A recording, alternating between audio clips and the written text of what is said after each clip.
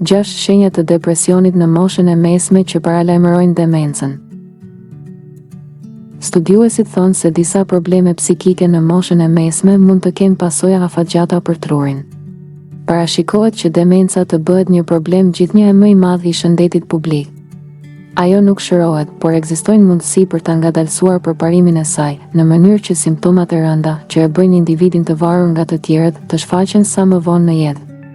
Për nevojat e studimit, studiuesit nga Universiteti i Londonit analizuan të dhënat shëndetësore të 5.811 burrave në moshë të mesme. Personat që u klasifikuan si depresiv në këtë periudhë kishin 27% rrezik më të lartë për të zhvilluar demencë. Studimi është publikuar në revistën Lancet Psychiatry. Simptomat depresive u regjistruan përmes pyetësorëve. Pjesëmarrësit ishin të moshës 45 deri në 69 vjeç dhe gjendja e tyre shëndetësore u ndoq për 25 vjet.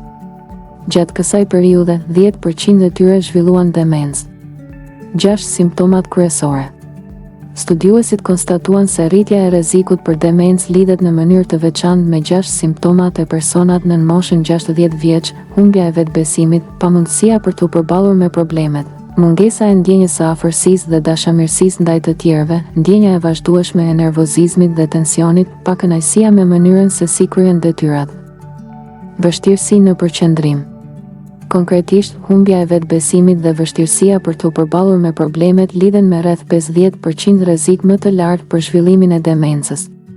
Në të kundërt, simptomat të tjera si gjendja e keqe shpirtërore, mendimet vetvrasëse dhe problemet me gjumin nuk treguan lidhje të rëndësishme afatgjat me demencën.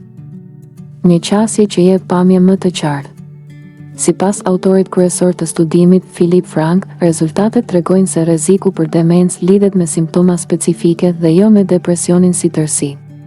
Ai thekson se një qasje e tillë, e përqendruar te simptomat, ndihmon për të identifikuar më saktë individët që mund të jenë më të rrezikuar për zhvillimin e demencës në dekadat e mëvonshme. Ekipi kërkimor vëren se simptoma si humbja e vetbesimit, vështirësitë në përballimin e problemeve dhe përqendrimi i dobët mund të çojnë në izolim social dhe mungesë të përvojave stimuluese. Sipas tyre, fokusimi në këto 6 simptoma gjatë trajtimit të depresionit në moshën e mesme mund të ndihmojë në uljen e rrezikut për demencë. Demenca rrit rrezikun për probleme të tjera shëndetësore. Ekspertët theksojnë se demenca nuk ndikon vetëm në kujtesën afatshkurtër dhe në humbjen e aftësive të përditshme, por rrit edhe rrezikun për një sër problemesh të tjera shëndetësore, përfshirë infeksionet, rënjet serioze, problemet kardiovaskulare, kequshqyrjen dhe vetë depresionin. Autorja e studimit, Gil Livingston, thekson se ky është një mënyrë e re dhe e rëndësishme për të kuptuar lidhjen mes depresionit dhe demencës, duke e parë depresionin si një grup simptomash dhe jo si një sëmundje të vetme.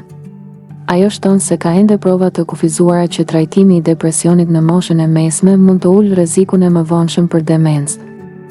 Prandaj nevojiten studime të mëtejshme. Studiuesit pranojnë gjithashtu kufizimet e studimit, pasi në të nuk janë përfshirë gra dhe grupe të tjera etnike. Në qoftë se ju ka pëlqyer kjo video, ju lutemi klikoni butonin subscribe për më tepër.